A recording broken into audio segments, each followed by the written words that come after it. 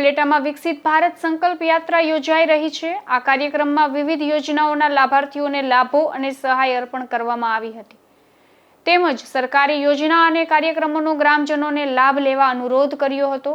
આ પ્રસંગે મેરી કહાની મેરી જુબાનીની અંતર્ગત લાભાર્થીઓને તેના પ્રતિભાવો રજૂ કર્યા હતા।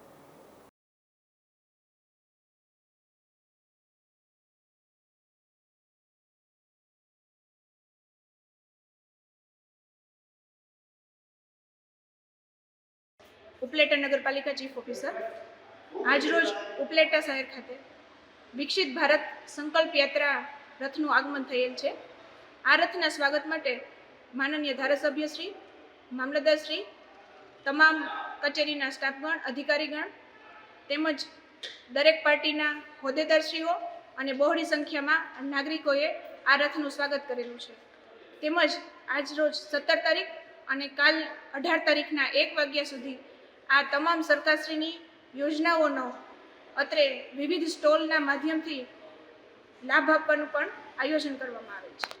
ટ્વિંકલ અશોકભાઈ આવકના દાખલા સ્ટાફ સાથે આજ રોજ વિકસિત ભારત સંકલ્પ યાત્રામાં સરદાર વલ્લભભાઈ પટેલ ટાઉન હોલમાં નીલમબેન ઘેટિયા સાથે ઘેટિયાની નીચે આ પ્રોગ્રામ કરવામાં આવેલ છે અને સરકારની વિવિધ યોજનાઓ જેમ કે આવકના દાખલાઓ, રહીશના દાખલાઓ તથા સરકારની વિવિધ યોજનાઓની માહિતી અત્રે ઉપલબ્ધ છે।